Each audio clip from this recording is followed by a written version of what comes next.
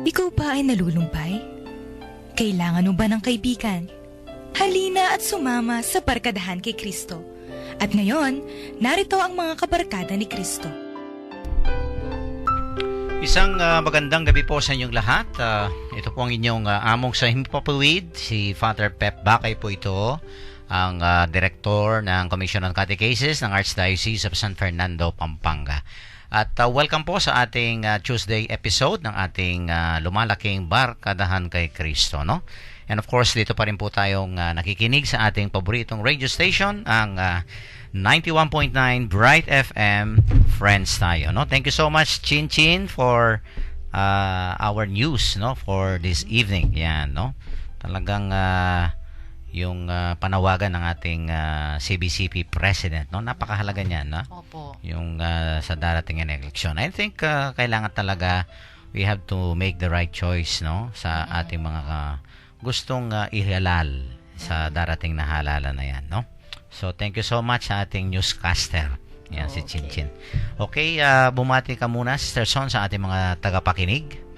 Magandang gabi po sa inyong lahat. Ito po Sister Zon Kayanan, co-anchor po ni Father Pep sa programang Barkadahan kay Kristo. At today is po sa liturgical calendar natin, it is the 28th week or 28th Tuesday in Ordinary Time. And of course, dahil ang Tuesday, nag-iisa. yan. The only.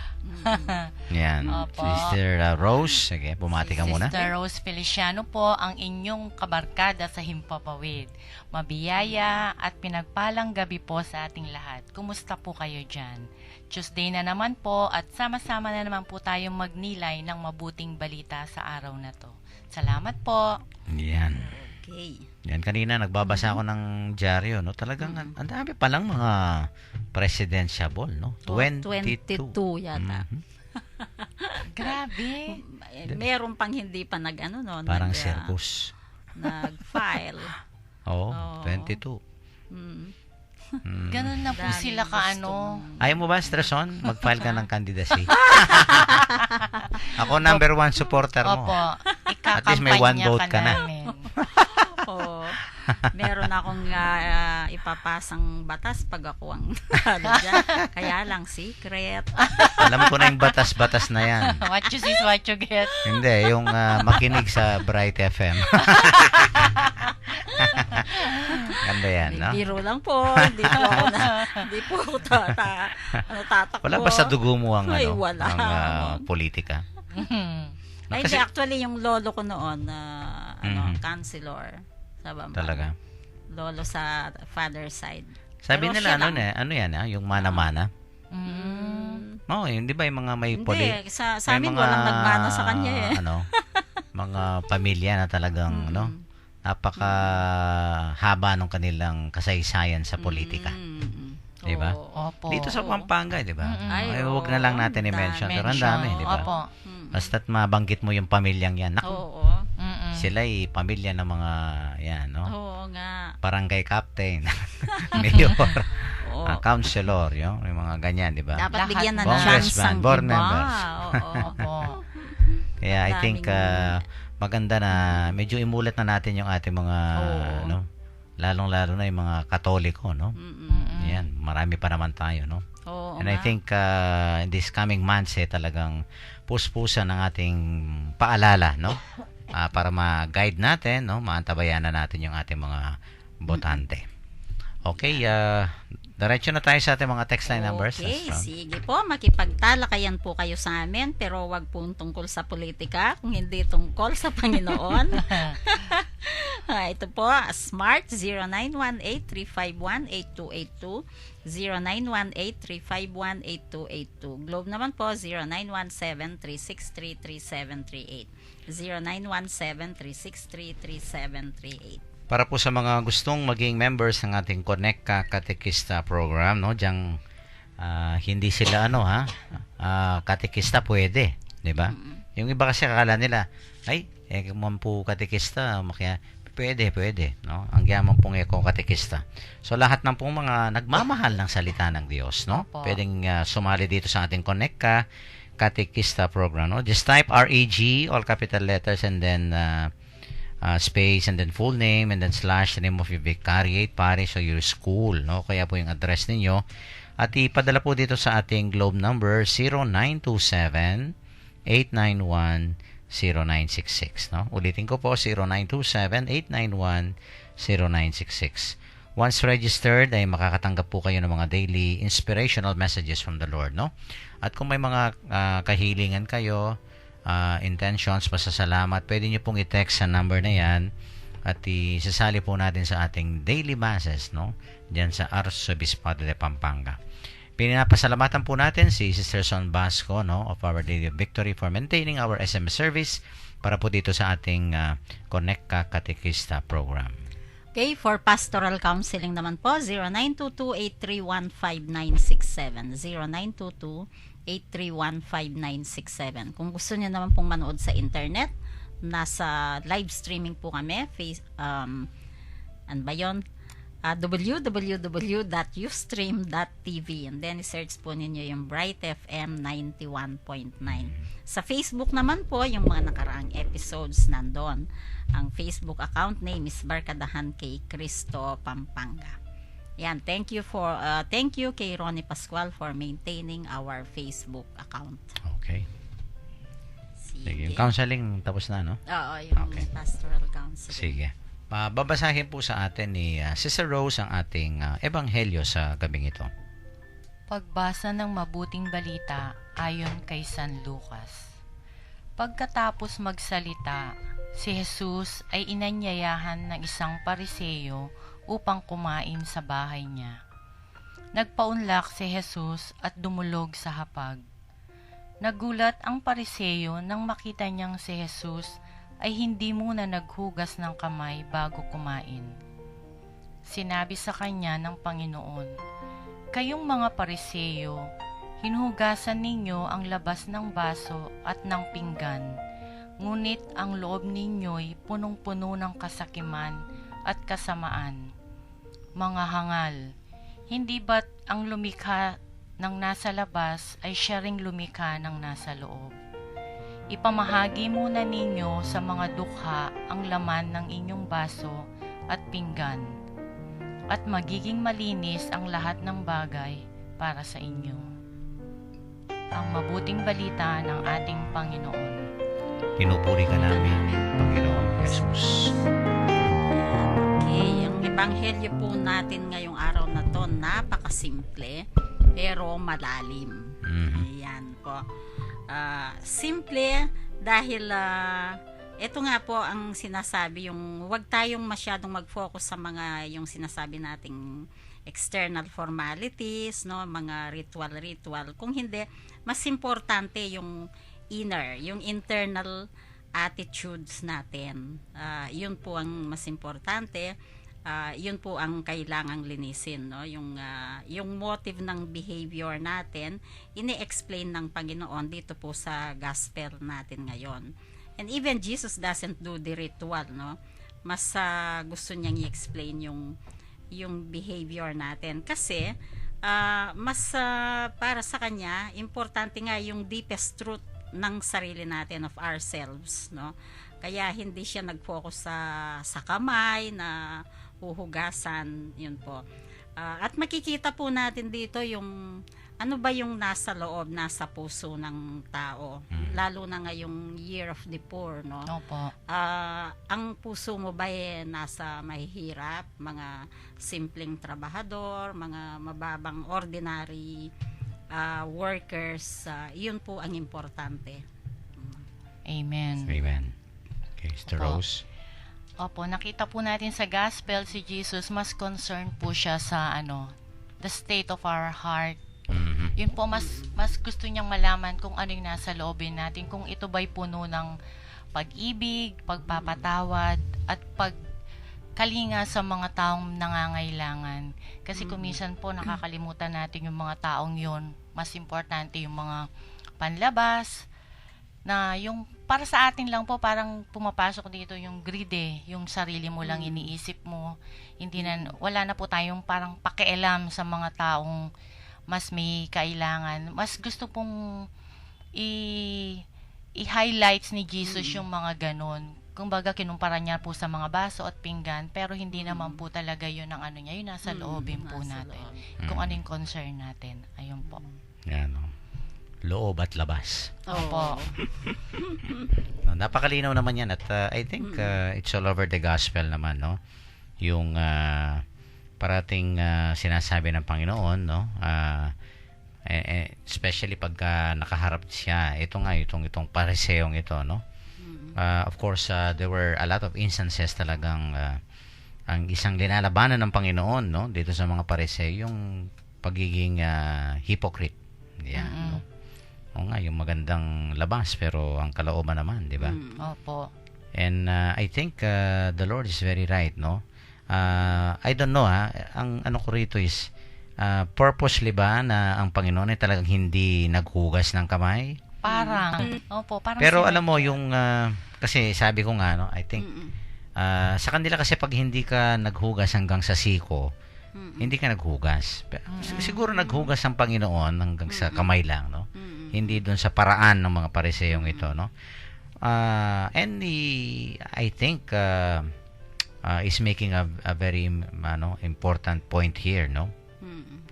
Para ano ba ang yung sabi nga ni Sister Rose, ano ba yung maganda?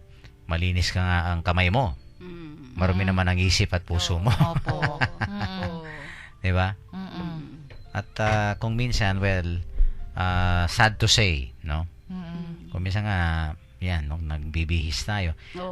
Ako'y wala akong against, ha? Kailangan natin yung malinis tayo sa katawan, malinis yung mukha natin, no? Yung pagme-makeup, o kaya pag popolbo, no? Opo. O kaya yung Manicure mo. manicure, o kaya yung buhok mo, no? Lahat, pinapaganda mo sa labas, eh. That's proper grooming, di ba? Kaya yung hygiene, yung mga ganyan. That's also important. Opo. But, let us not forget the fact that mas maganda rin kung halimbawa, pati yung sa loob, linisin mo. Opo. Pati yung sa loob, mas maganda. Pagandahin mo. Di ba? Kasi, napakalinaw ito sa mga ebanghelyo natin na nakaraan, ang Diyos ay tinitignan niya, hindi yung external. No, unang-una tinitignan niya yung nasa kalooban, no, ng tao. Opo. At ito nga ang pariseong ito yung nga na-observe niya, no? Na-observe niya pero ang Panginoon talaga ay alam niya ang nasa puso ng tao. 'Di ba? Opo. Ito nga, you're full of extortion and wickedness. No? Pero mahirap ito, ha? Kung minsan talaga you can never tell what's inside the mind and the heart of a person. Pero lang kung mind reader ka. Psychic. Reading people, no? Opo. Nabasa akong ganyan, Paano daw binabasa mo ang nasa isip at sa puso ng tao? The question is how accurate naman yung mga science of reading people, yung mga ganyan, di ba? Oo. Ewan ko kung mababasa nyo. Pero kung minsan namong grasya din sa Panginoon yung makikita mo yung kalinisan, kagandahan ng puso ng isang tao. Makikita mo. Nanggagaling din sa Panginoon yun na ikaw nakikita mo yun.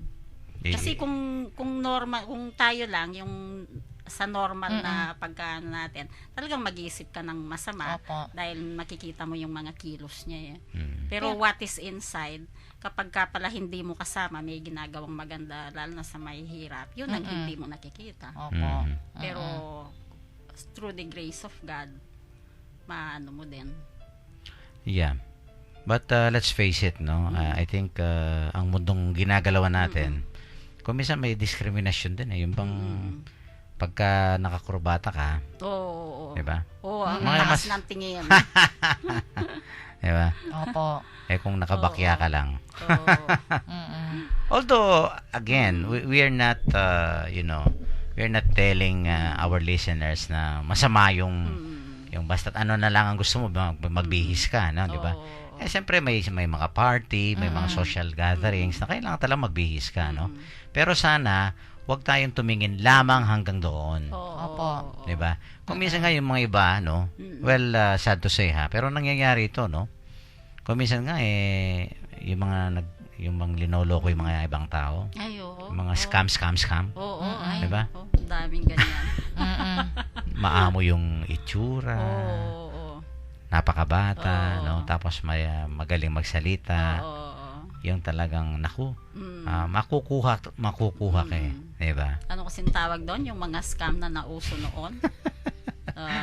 Pyramid. Oh, yun, Oo. no? Pyramid. Ang daming nakuha. Mm-mm.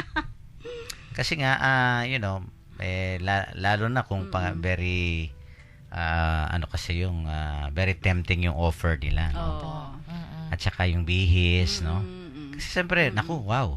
Talagang mukhang ito, respetado. Mukhang may alam. Mukhang mataas ang pinag-aralan. No? Kasi nga, nasa tindig eh. Oo. Nasa itsura. Mm-mm. Diba? And yung mga taong yan, they know. Mm-mm. They don't. And sometimes they capitalize on that. Oo. No? Kaya nga, oo nga naman, paano maniniwala yung mga tao kung ang bihis mo, sando ka lang, o kaya, di ba? Mm-mm. Kung minsan talaga, well, you command the respect of people sa bihis mo lang. Yung mga namang ibang tao, hanggang doon lang sila. Oo. Ano? Pero kung minsan, kung talagang matinik ka, very wise ka, very keen, very smart, sabi nga, no? Makikita mo, medyo kaduda-duda. O kaya, kung halimbawa, alam mo yung sinasabi niya, no? Pag tinanong mo, di ba? Kung minsan, ako may kakilala ako, no? Wag ko na lang sasabihin na pangalan. May PhD pa sa, sa banking and finance o something like that, no? Pero alam mo siya, naloko siya ng scam. No? Pero matalino, ha? Opo. Matalino, no? Pero, ang ano mo doon is, tiwala, tapos dahil sa bihis, no? Oo, yun. Alam Tsaka mo, yung oo. paiikutin ka, masarap, At saka, magaling magsalita. pinag-aralan nila yan. Oo. Pinag-aralan na yan. Kaya nga, napakahirap na, ano kaya talaga ang intensyon ng taong ito? Ano kaya ang nasa loob ng puso nitong tao? Di ba? Opo. Kung minsan, ang hirap nun. Ang hirap talaga. But I think with the Lord, ito, very clear sa ating ebanghelyo. Naku, hindi tayo pwedeng, Lalo na po mong pag hindi ka wala yung pag malinis din yung isip mo, hindi mo inisipan ng pangit yung kapwa mo, maluloko ka po talaga. Ay, oo. No? Totoo yun. Naman ketang mulala, yung wala kang hindi mo siya Oy, kasi pinag-isipan mabait ng ka. masama. Opo. Ay, hindi mo alam, Tiwala. may hidden agenda na pala yung kasama mo, hindi mo pa nakikita. Opo. Oo. Kaya kung minsan yung sobrang bait eh. hindi rin maganda, no? Hindi rin maganda. Tsaka yung Kasi gullible. may mga, tsaka yung Yung gullible means yung vulnerability easily din. you believe. Oo, tsaka yung vulnerable ka. Oo, ako of course 7 years na akong pare. Pero kung minsan nung bagong pare ka, naaawa ka, lalo na kami mga pare, no? ang dali We niyang work in maawa. yung bang in the context of trusting people. Oo. Tiwala ka lang, mga ganyan-ganyan, no? Bandang huli may hidden agenda pala. na ano ka na pala, naloko ka na. Oo. Di ba? Kaya nga sabi nga ng Panginoon, be meek as lambs but wise as wolves, sabi niya, no, di ba? Yung maano ka, medyo maamo ka, pero ano ka rin, toso, yung parang ano ka ba yun, yung Clever. smart, clever ka. Opo. Huwag ka namang agad-agad na huwag kang gullible na easily you will be swayed by people. Siyempre, always, mayroon ding medyo, dapat may konting, no? Kung minsan yung pagdududa, no? Opo. Alam mo, Among, minsan may nagsabi sa akin, sabi niya, alam mo, mahirap maging boss ang mga pare. Bakit? Sabi ko, kasi hindi sila marunong mag-isip ng masama eh. Kung minsan, kung minsan niloloko na sila, hindi pa nila alam. Totoo, may nagsabi sa akin ng ganon. Talaga. Mga pare ang boss mo. Sabi niya, mahirap boss ang mga pare. Sabi niya. Ikaw naman. Hindi ko sasabihin kung sino nagsabi. Anyway, going back to our topic. Yeah. Kailangan po na, first things first, no? Kailangan, no? Okay lang na malinis tayo sa labas, yung well-groomed tayo, no? We observe personal hygienes, no? Yan okay lang yan. Pero I think if we give importance no to our appearance, to our physical cleanliness, no, to outside appearance, yung mga ganyan. Sana ito nga ang punto ng ebanghelyo nung itong first part na to. Kailangan naman linisin din natin It follows. ang nasa loob. 'Di ba? Yun pa naman ang mas importante sa tao. Yun pa naman ang unang-unang tinitingnan ng Diyos sa ating lahat.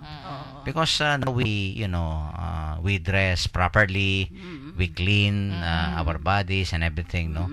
But if our hearts, sabi nga ng Panginoon, are far away from Him, no? Parang ito nga mga Pariseyong ito, no? They observe a lot of rituals, no, regarding cleanliness, no? Yung purification rituals nila. No, we don't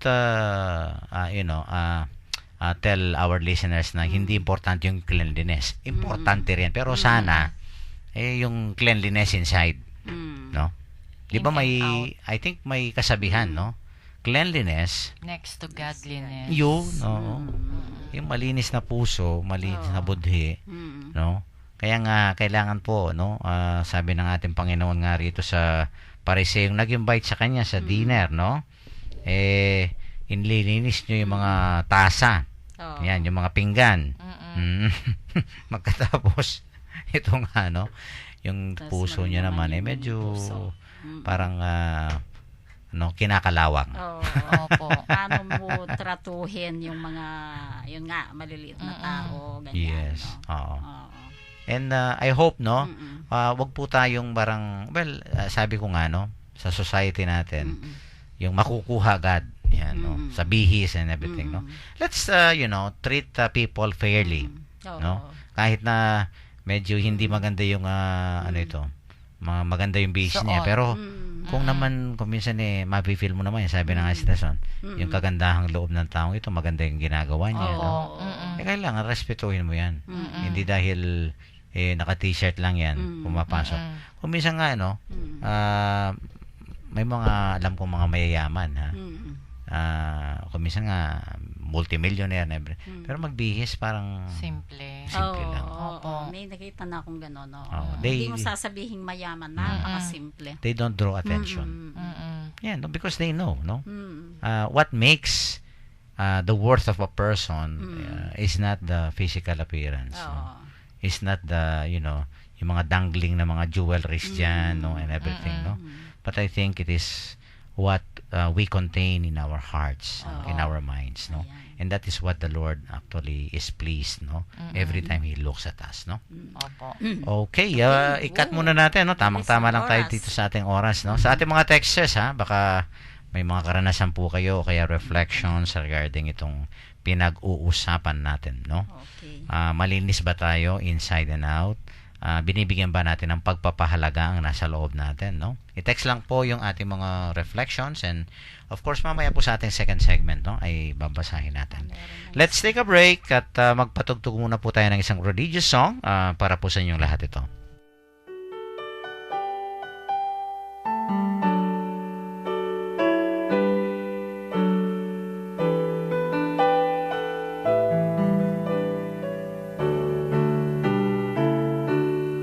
In my heart, I know my Savior lives. I can hear Him calling tenderly my name. Over sin and death He has prevailed. In His glory, in His new life we partake. I know He lives as He has promised. For me He's risen that from fear I may be free. Not even death can separate me from Him whose love and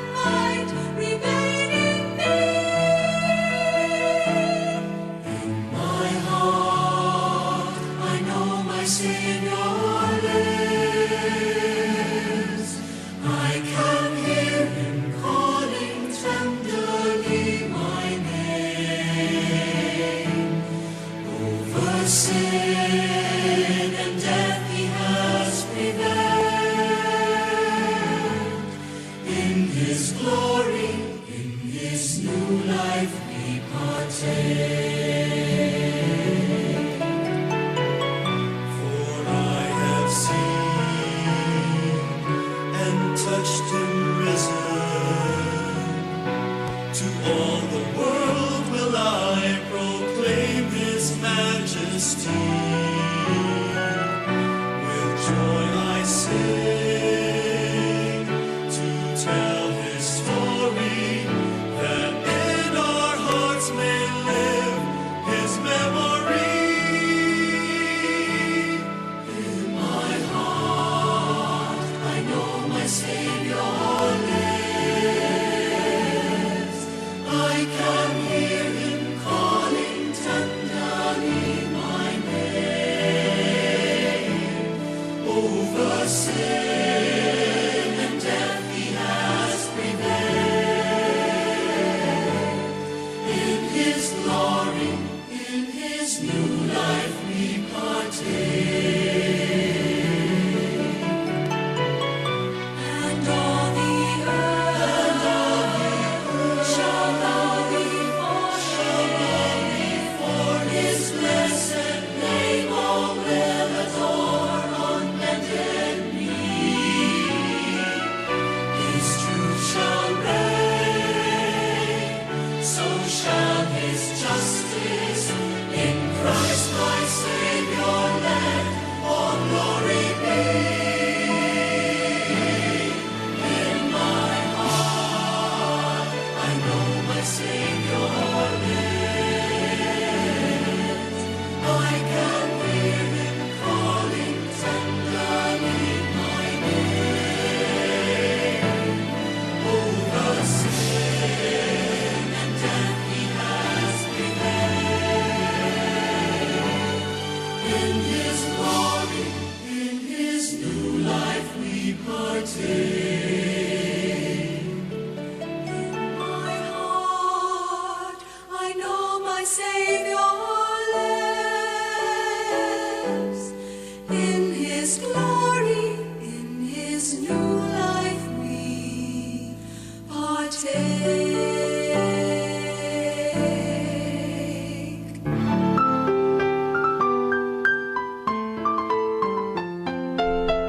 Nagbabalik po ang Barkadahan kay Kristo, ang radio program ng Archdiocese of San Fernando, Pampanga. Kanina po sa ating first segment, of course, tinalakay natin itong first part ng ating ebanghelyo, no? Tungkol nga dito sa sinabi ng ating Panginoon, dito sa pariseyong kasama niya, no?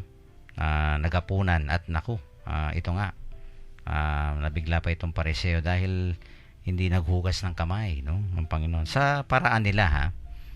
Pero sumagot ang Panginoon, ito nga, no, malinis nga kayo sa labas, pero naku, punong-puno kayo ng, no, kasamaan, no, sa loob. And I think that's a very powerful statement, no, dahil kumisang guilty lahat tayo po, no, dito sa sinasabi ng Panginoon, no. So let us clean first what is inside of us, no. At hindi lang ang panglabas po ang bigyan natin ng pagpapahalaga. Okay, may mga texters may na mga tayo. texters na tayo. Parang nag-react po ito doon sa sinabi ko. Baka pare po ito. Nag-text from 5271. Sabi po niya, tutu po ita, paneda kaming lulokwan. At eke makabulan. Ay. Po, kasi po, mahirap din kasi kapag ka mabait ang boss. Dalawa lang po ang pwedeng mangyari sa empleyado. It's either na kung mabait ang boss mo, pagbubutihin mo yung trabaho mo. Or sasamantalahin mo yung kabaitan niya. Dalawa lang pong klase ang empleyado pagka gano'n, ano po. Kaya mahirap din po. Tama po kayo kung sino man itong pari na to. Hindi po kayo makabulad. Ayan. Hindi kami pwedeng magdemanda. Oo nga kasi pari kayo, pero mahirap din, ano. Okay, ako nakikita ko nga po 'yon, no? Sabi niya, tumawa siya, ha ha ha, sabi niya. Pero napakaganda kasi kung mabait ang boss mo, pagbutihin mo na lang ang trabaho mo. Imbis na samantalahin mo yung kabaitan niya, di ba? Opo. Okay, from 1613 naman. Good evening po. Sa akin pong pananaw, the gospel calls us to harmonize our inner attitudes with our external actions. As we know God's commandments, let us observe them and live by them. Thank you. Okay. Kay Mang Yan. Amando yon. Okay. Thank you po. Okay. Thank you. Siguro may nag-text dito sa number ko, pero ewan ko bakit sinumpong itong cellphone ko. Ako meron po dito mo. Kasi Jurassic na ito cellphone ko. Galing, Pasensya na po yung mga nag-text sa akin, ha? opo. Hindi po Hindi mabasa humabuksan ni Amo. itong cellphone ko eh. Apo. Ano siya, click. Parang ayaw na siguro no, sa katandaan nitong unit na to. Nagpapapalit na. Nagpapapalit na. Ng touch Okay. screen. Sige, Sister Rose. Galing po kay 7820. Sabi niya po, good people are like the wind. Mhm. You cannot see what is inside their hearts. Okay. But you can always feel their goodness and Yun. sincerity. Parang hangin. Wow, ang ganda. Amen. Salamat Amen. po. Amen. Oo. Ganda Yan, po nun, no. ah. Tama yan, ha? Pinsan, You makikita. don't see but you feel them. Opo. Maybe you experience their Opo, kindness. mararanasan natin yung Yan, kagandahang loob no. nila. Kung minsan yung iba nga, silent type eh. Mm-mm. Di ba? Opo. Ayaw nilang mapansin yung ginagawa nila. Oo. Ito yung mga tawag nating yung mga behind the scene. Oo. No, yung wala sa limelight pero nandun sila. But you feel their presence. Opo. Mm-mm. Lalong-lalo na kung very much needed sila, nandyan sila. Mm-mm. No? Maybe wala sila hindi sila center of attraction, no? Pero nandyan sila. Wala sila sa main Umaantabay. cast. Oo. Main cast, di ba? Although lahat tayo siguro may mga pagkakataon sa buhay natin na may ginagawa tayong maganda, hindi na natin pinakikita. Opo. Iba-iba lang ang ginagawa natin, pero lahat tayo nakakagawa ng Opo. gano'n. Of course, there are some good works na ginagawa natin, nakikita ng iba. Pero meron din na Tayo ginagawa natin na hindi na natin pinakikita. Mhm. It's just At- between oo. us and God. Oo, at yun Opo. ang napakaganda. Mhm. Mm-mm. So, yun. And lahat tayo, I think lahat tayo, kahit sabihin mo pang yung pinakamasamang tao, hindi mo alam sa pamilya niya, Opo. mabuti pala, gano'n. Mm-mm. Mhm. Mm-mm. Okay, ituloy natin itong yung I think the last statement, no? Gusto ko lang bigyan ng siguro konting explanation ito, ha. Mm-mm. Kasi sabi niya, but give for alms those things which are within, no? Oo. Yung pagbibigay. Giving of alms. Parang limos, no? Mm-mm. Bakit sinabi ng Panginoon ito? Bakit parang in-encourage niya, Mm-mm. no? Give for alms those things which are within. Mm-mm. I think ang isa kong nakikitang explanation rito, Sister Son, no, and Sister Rose, that when we freely and generously give, na Oo. yung malaya ka at ano ba yung generous, yung Oo, mapagbigay. mapagbigay, okay, mapagbigay, no? Generous charity. To those in need, yung mga yung Oo. mga kailangan, like for example, ngayong Year of the Poor, ha? Oo, Isang yun nga. yan, napakagandang pwede nating gawin, 'di ba? Opo. Yung pagbibigay na malaya at yung generous, Mm-mm. no? Yung mapagbigay tayo. Okay? Pagkatapos sa mga nangangailangan, yun magandang expression yan, Sister Son, ng pag-ibig, malasakit, Opo. no? Mm-mm. Kabaitan, Oo, okay? oo.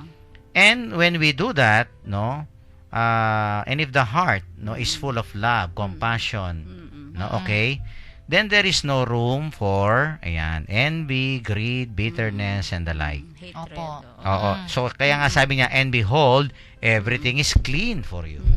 Doon tayo down lumilinis. Kung halimbawa, nagbibigay tayo, nanggagaling sa, dahil mahal natin. Kaibuturan ng iyong puso. Kaibuturan ng iyong puso. Tapos, ito'y ekspresyon ng iyong malasakit, ng iyong awa, ng iyong pagmamahal.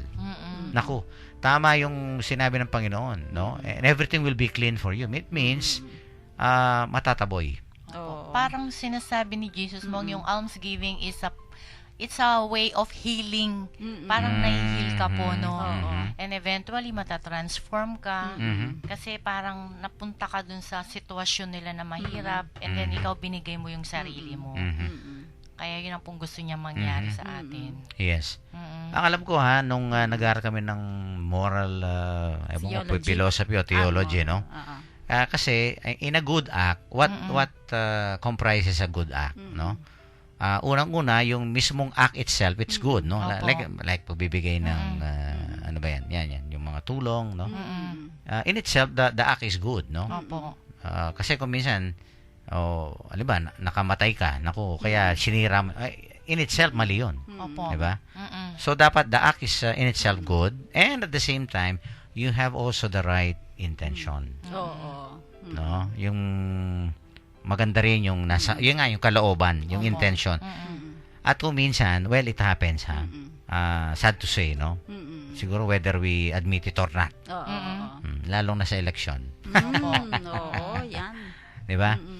Yung napakagandang ginagawa, no? Yung pagtulong sa mahirap, feeding program, livelihood projects, skills training, mga scholarship. Magaganda lahat yan. Pero naku, kung minsan, you sometimes doubt, no? Bakit pagka-eleksyon, ang bait-bait ng mga taong ito? Bakit pagka malapit ang eleksyon, doon bumubuhos ang pera, bumubuhos ang tulong, no? Kung minsan, you tend to doubt. No? Okay, bakit? Alam mo ba, Father, yung nasa loob ng mga tao? Of course, hindi. Pero more or less, no? You can medyo meron ka ng more or less, no? Nakakaamoy ka. Hindi ba? Minsan malakas ang pangamoy mo diyan, ha? Kasi yung sabi nga natin kung minsan inaamoy natin yung patronage politics, no? Yung nagiging patron ka.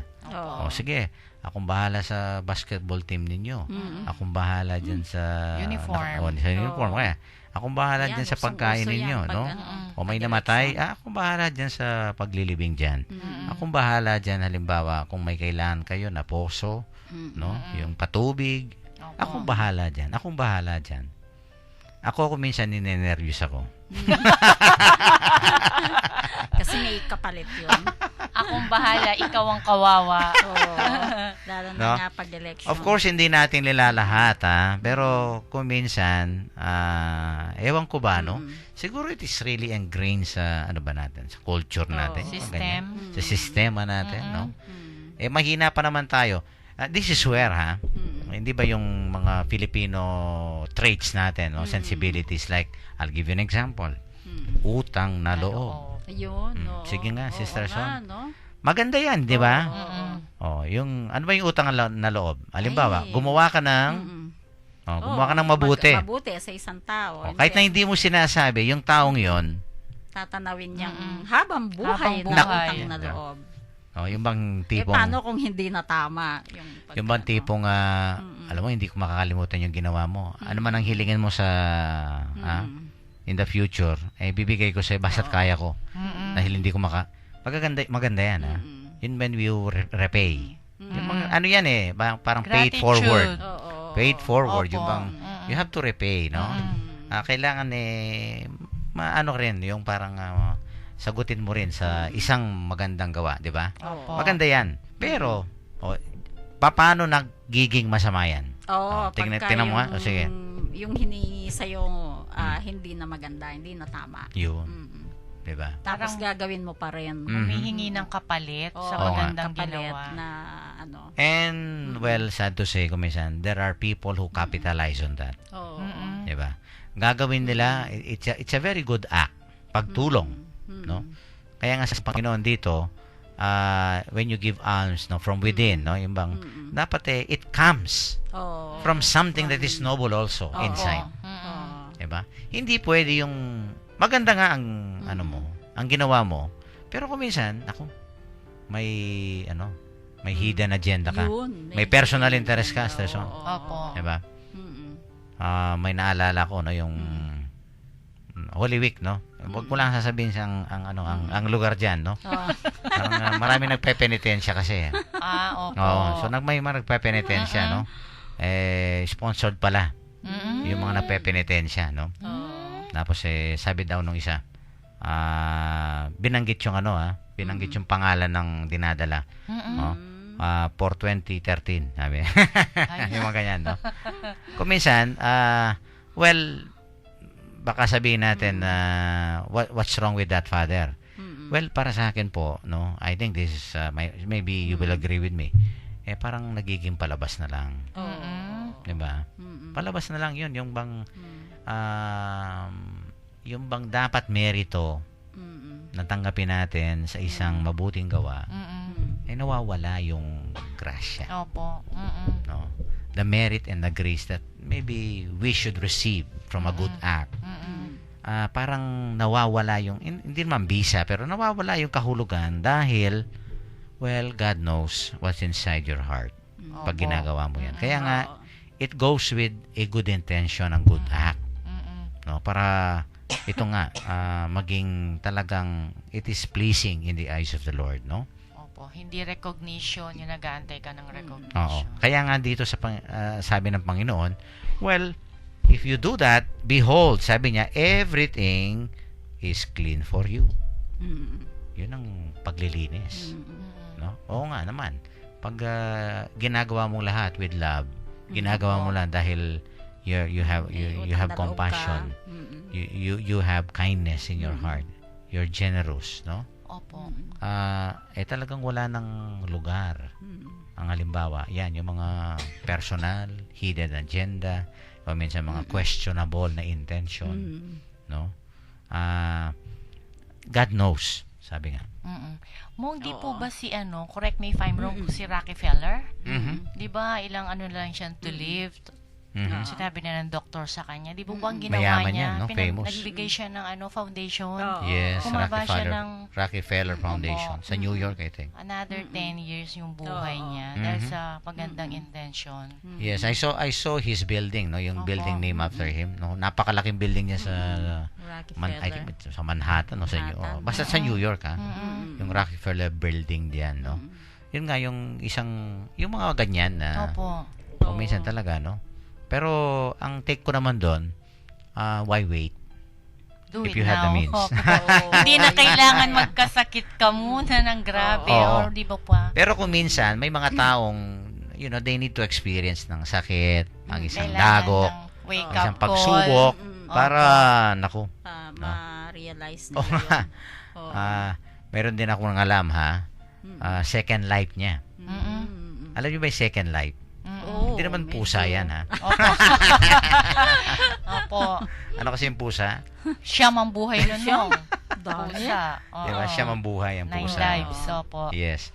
Pero second life means nakaligtas ka sa isang sakuna. No? Kung minsan ang lakas ng impact sa isang tao yan. Opo. No? Sometimes it takes a tragic event. Tremendous.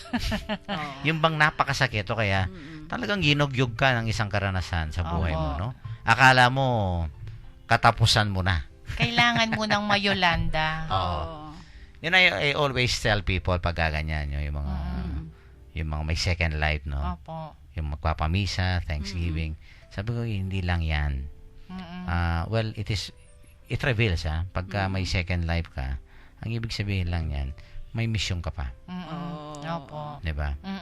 So, if you can, siguro, I don't know, if you can rewrite or maybe revise your life.